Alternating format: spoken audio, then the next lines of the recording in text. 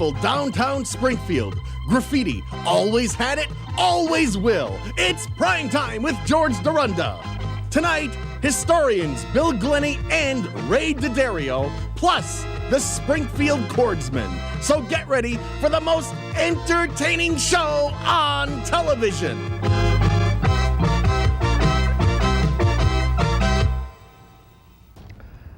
Hi, I'm George Dorunda, and welcome to this very special edition of Primetime. And yes, we're here in beautiful, graffiti-free downtown Springfield. You see, the fine folks in Chicopee, they just passed another ordinance.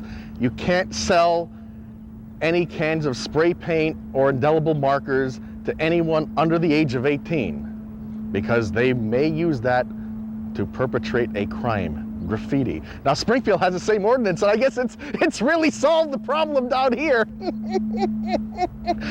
It's very simple, folks.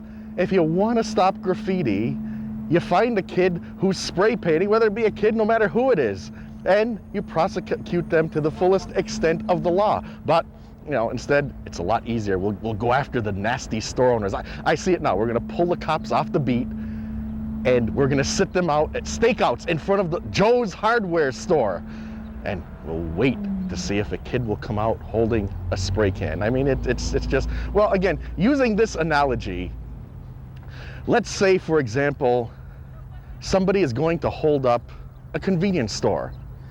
Well, he needed a car to make his getaway. So therefore, let's ban the sale of all cars. And then he had to put gas in the car. So let's ban the sale of all gasoline, because it could be used to perpetrate a crime. And maybe he stopped for lunch on his way to rob the convenience store. So let's close all the restaurants. And then he needed to coordinate with his cohort, because there had to be the guy inside the store and the getaway driver. What did they use? A telephone. Let's ban the sale of all telephones. And then after he robbed the store, he went back over to his house. And or in the criminal world, that's known as a hideout. And therefore, let's ban the sale of all homes. I mean, does it sound ridiculous? Well, good, then I've made my point, and it didn't even take me 3 minutes. So hey, well, enough said. Let's move on with the show. Our next guests have been with us before. In fact, one of them has this book right here. You're looking at it on the TV screen. It's filled with a number of wonderful pictures. It's Ray D'Addario and Bill Glenny, our noted historians. Well, Ray, Bill, welcome back to the big program. And we understand, Ray, you have a book to plug. Book to plug, but it's... So if people want to go to their local bookstore. Yes, but not in Nuremberg. Not in Nuremberg. In Nuremberg. Nuremberg. Only Nuremberg. Only Nuremberg. Right. Now, the book is real new, and it hasn't been published in the States yet. It hasn't? No. And do you think it will be published in the States at some point? I hope so. We'll get some good distribution. Then they can come over, find you at the house, and you can sign autographs. And you have one very interesting picture in this book. One. Well, actually, you have many very interesting pictures in the book, but one that you probably won't find anywhere else. That's right. I took this picture of Hermann Goering, and he's after lunch upstairs in a separate room. He wasn't allowed to talk with the other prisoners. I took one shot of him in color. We used 4x5 sheets of film, which today is too expensive, and it's no longer in use. But they gave us very good pictures. Good high-resolution pictures. And the color is still good. After 50 years, the color is still Kodachrome. You can't beat. You can't beat. And who knows what our videotape's going to look like in 50 years. But the film was very slow also. So that is one reason why we have good film today.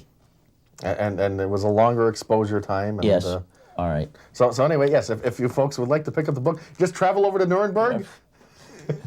Or for me. or from Ray. Call Ray at the house. Or for me. And he can autograph it for you. Yes. We're continuing through this pile of pictures that we left off with before, this fine collection. Now, while they were reading and having their time between the the eating process or the lunch period, Ribbentrop was taken, is here shown in the stands, speaking with his lawyer. One guard is separate them, and he is he's been called to discuss his problems as a defendant. So, but this, the important thing, he is defendant Ribbentrop, but he doesn't look like himself. That is because as a PW, number one, he lost his will to be a leader with a fancy uniform, and he has lost weight because he doesn't have big dinners anymore. So he let himself go. Yes, in a way. Incidentally, going back to dinner upstairs, here's a picture of Stryker.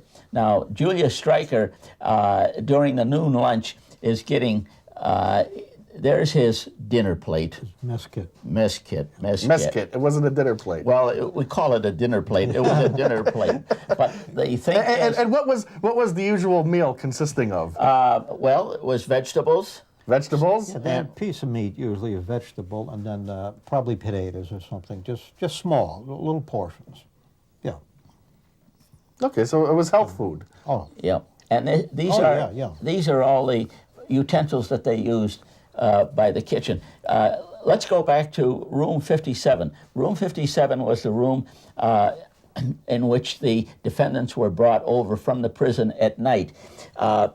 Even if they didn't have anything important to talk about, they still came over to room 57 because they got an hour or 2 hours out of the prison. They didn't want to be in the little cell. In the prison, you could talk what they have in the prison: a cot, a chair. That's it. Yeah. Go ahead. Oh, okay. Well, they had very few things in it. They had a cot that was bolted up against the wall. You couldn't move it. And you couldn't stand on it. You couldn't stand on it either. Well, the table is the one you... the table, yes. The table was just a little flimsy metal table which is collapsed. You'd probably put 40 pounds or 60 and it would collapse, automatic.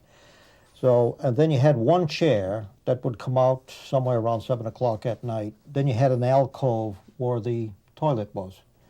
And no seat cover. It was just porcelain toilet bowl, and it was real cold in the mornings, you know, geez. And there was one fellow that did commit suicide in there before the trials. Started, yep. This is just before I come into the picture, you know. In other words, before they put one guard for each prisoner, they had one man probably covering... They had one guard for each prisoner? Yes. Yes, after this man committed suicide. But before that, there was one guard taking care of maybe 4 or 6 prisoners, and he'd probably just look in once in a while. But well, we won't go into this. But I'll tell you a little incident that happened with Goring. When I went in, we're going to go into the church. You know, this is going through my mind. Go ahead. Okay. When I the first man I took to church was Hermann Goring. So he was a church person. Well, the only reason he probably went in there is to get out of the cell. That's all. To get out of this little 4x6 cell. Exactly. Right. So the church was located on the 2nd floor. So when I left Goring out, put the blackjack on, just open the cell door, push the bolt back, and I'm saying, gee, it's on the 2nd floor, but it was my first time. And Goring knew exactly where to go. He gets out. He's always fast. Goes upstairs. Then he goes in right in the front, sits down, and well, I'll tell you exactly. I never forgot that because he embarrassed me so much. He half sat on a chair, half kneeled, and he put his hands right on the railing like this, and I come in right next to him, as straight as a board, and I sat right next to him. And they still held their rank. See, we were in the front, so the rest of the prisoners never got in front of Goring because that would be insulting. So they all got back, so I didn't know what was going on at the back, and I'm right next to him. All of a sudden, he turns around, gives me a look like this. He just kept staring, and I'm looking down at him. Unbelievable. And I'm saying to myself, you know, I just come out of parochial school, 18 years old, stupid upstairs. So I'm wondering what's wrong. So I'm looking at Goring, and he's staring at me, and I'm saying to myself, I'm the guard. You're the prisoner. Yep. You know. It didn't Yes. work. It didn't work.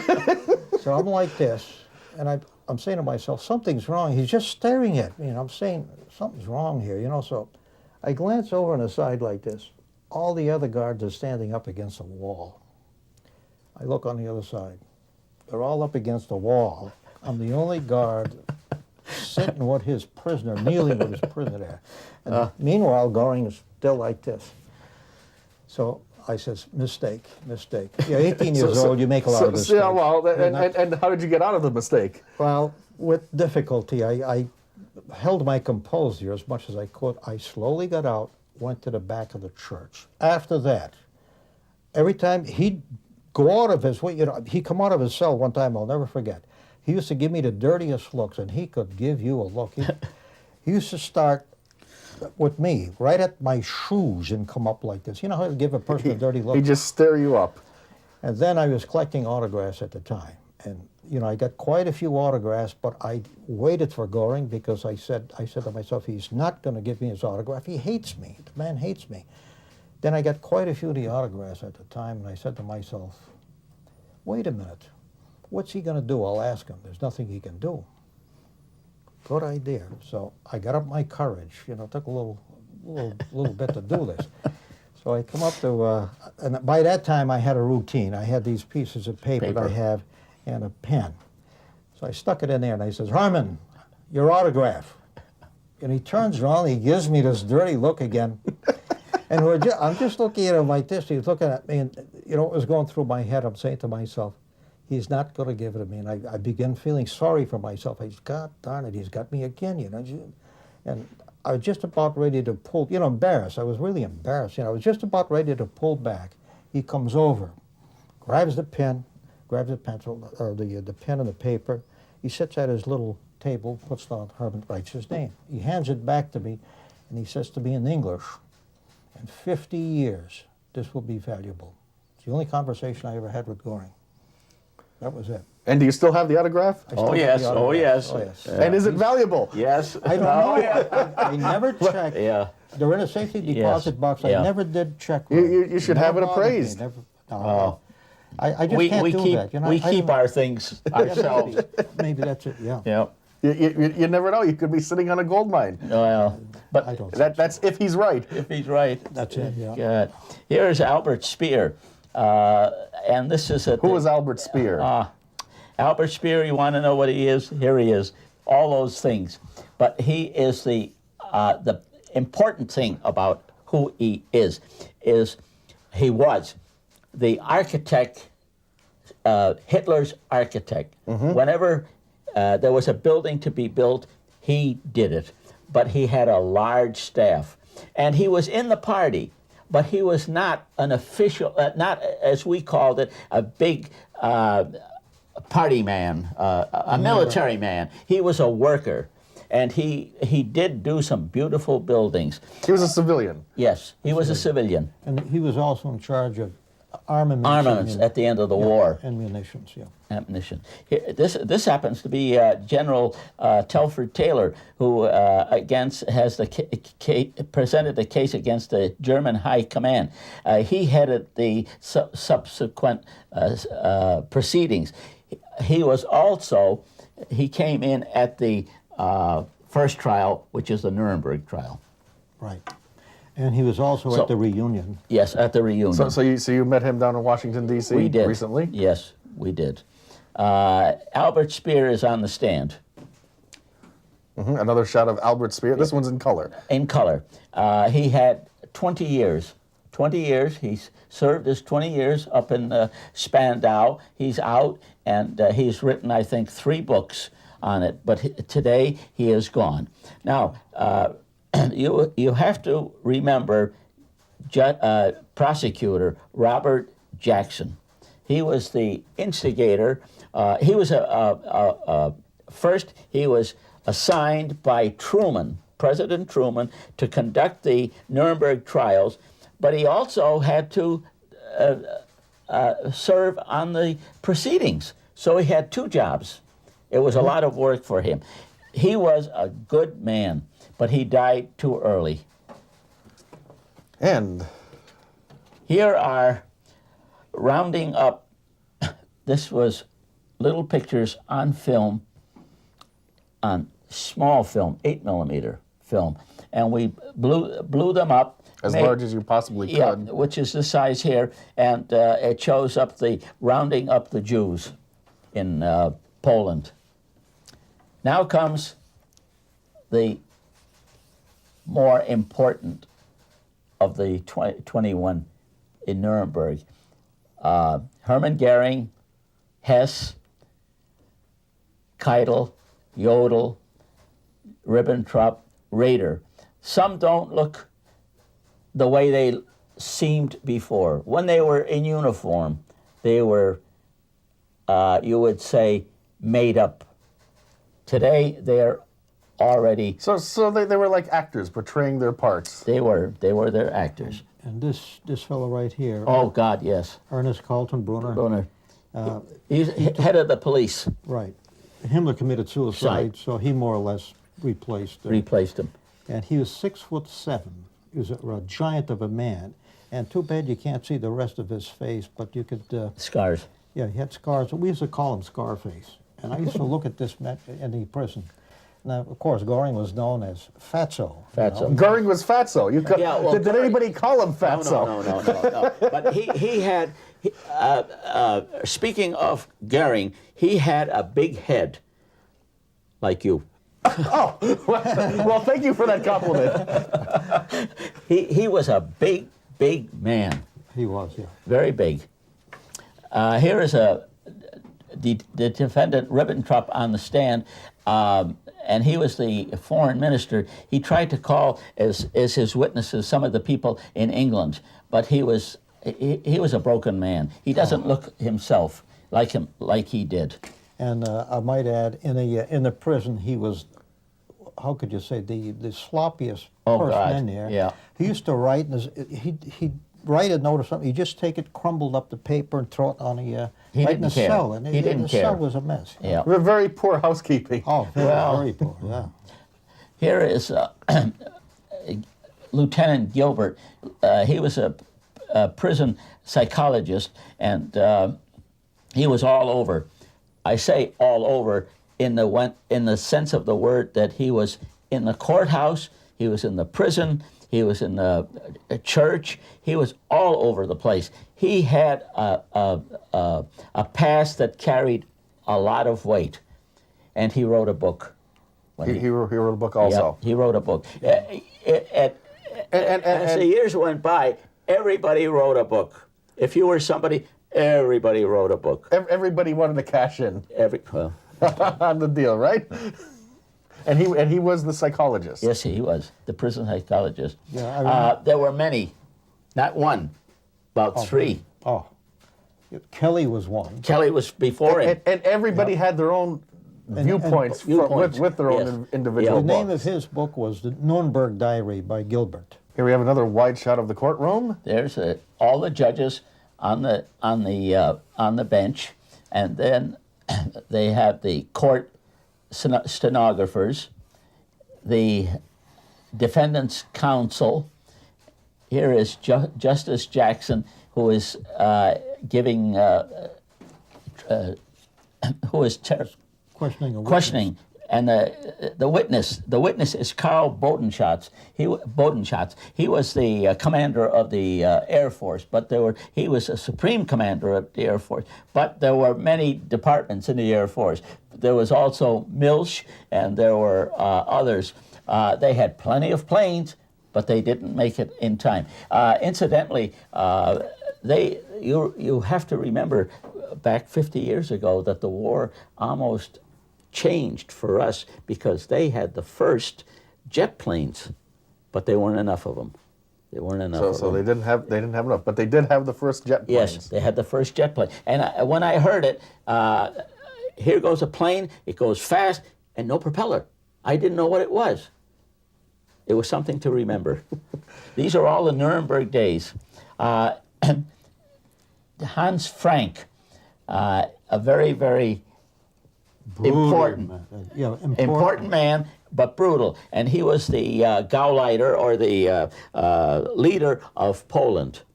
And he went to being brutal to soft.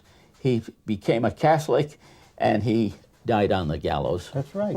They called him, they nicknamed him the Butcher of Poland. Poland. The Butcher of The Poland. Butcher of Poland, because Yeah. Auschwitz was there. And when when he was in his cell, you know, he used to read this book continuously, and I said to myself, what the heck is he reading? And he'd get up and talk to himself, you know, and he'd sit back down. So I asked one of the fellows, what's he reading? You know what he was reading in there? The Bible. He turned completely religious. Yeah. And at one time, he Turned was the completely- Butcher of Poland. Butcher of Yes, Poland. yeah. That was his nickname, the Yeah. Butcher of Poland. He had plenty of power. And Goering was fatso, so. Well, Well, we had these nicknames we used to give him. here is Colonel General Jodl, who was the head of the army, but he wrote he wrote a couple of orders, and as a result, he was also hung.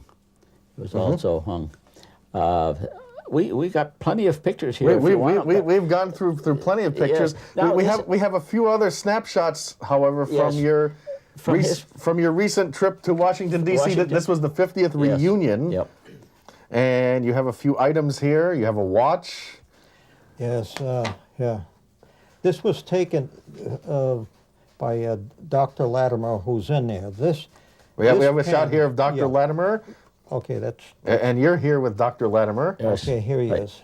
This is Dr. Latimer. We're holding the pen that Adolf Hitler gave to Eva Braun. This is the pen here. He come up to our suite where we had, so he just showed us these articles that he had. This is the pen that Adolf Hitler gave to Eva Braun. This is the watch that belonged to Tex Wheelis. When Tex Wheelis used to go bragging, he went all around the prison. You've probably seen Yeah, I this know. watch. And he showed us the back of it, and it was engraved Hermann Goering. So I was looking at this watch. I says, if he can get the watch, then I can get the pipe. You know, I had my eye on that Meerschaum pipe. Well, I don't know who got it.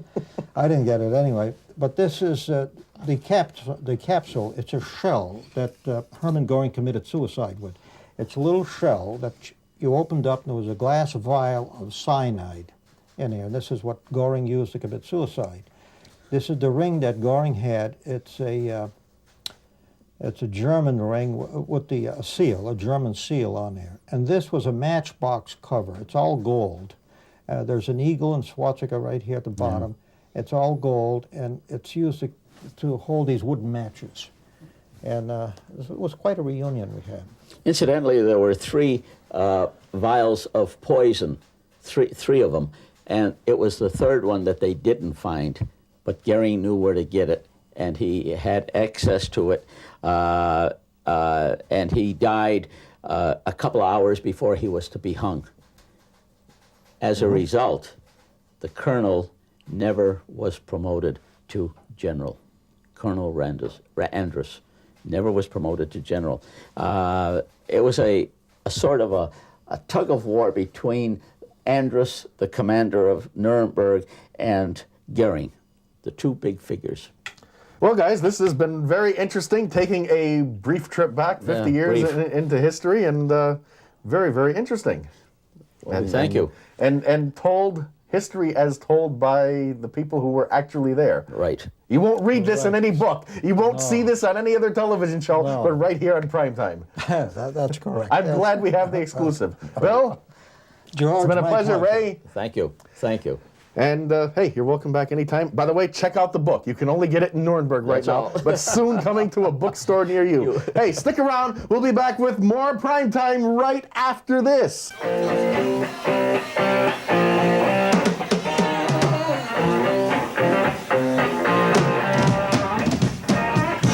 Avast! We're Julian Browning. Sometimes we perform as pirates, sometimes as gypsies, and sometimes as ourselves. But today, we decided to be pirates. I really love being a pirate. Brownie, what would you do if I decided to start smoking? You'd become a pistachio cream pirate. I really would have preferred banana. The Chicopee Health Department and the National Pie Throwing Association urge you to stay smoke-free.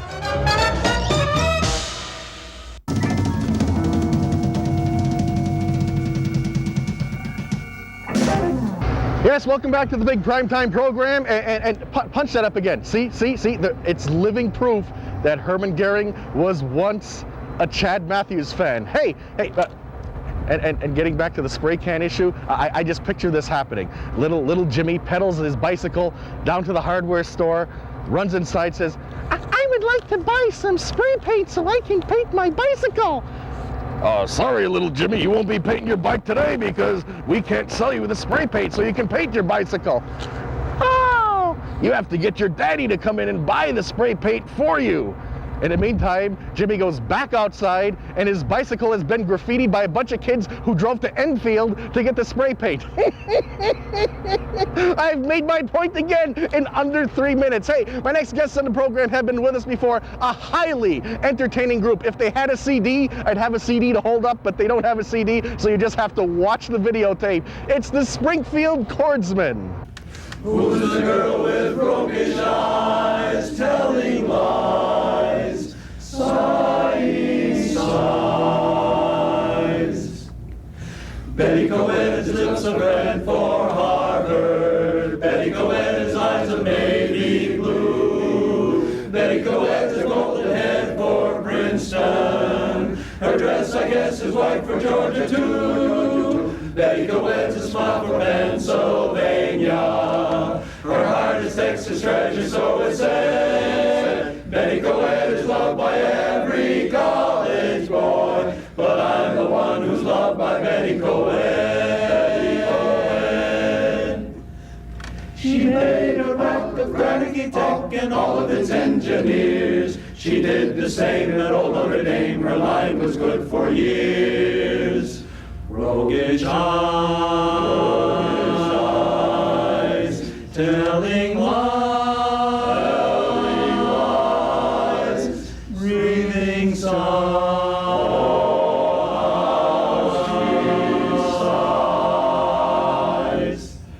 Betty Coed is said Betty Coed was able to give him the word. Betty Coed, all the thugs and all the schools would know just what to do. Betty Coed's a golden head for Princeton. Her dress, I guess, is white for Georgia too. Betty Coed's a smile for Pennsylvania.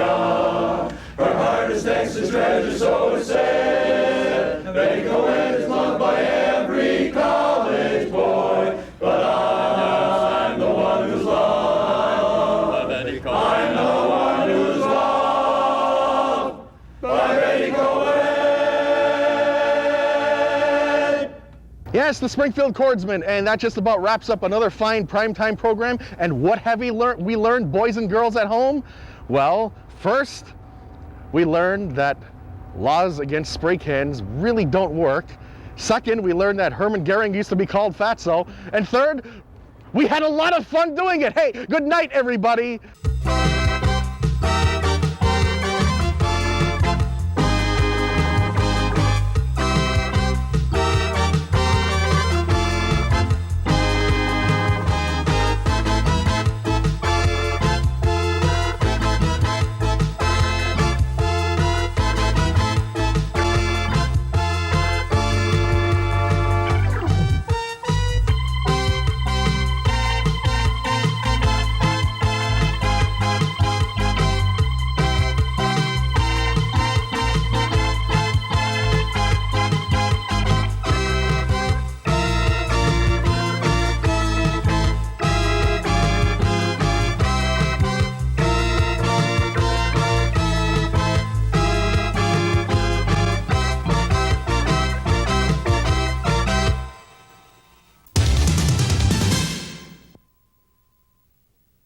They've given us a label, Generation X, Generation Nothing. Why not wear a label that does mean something?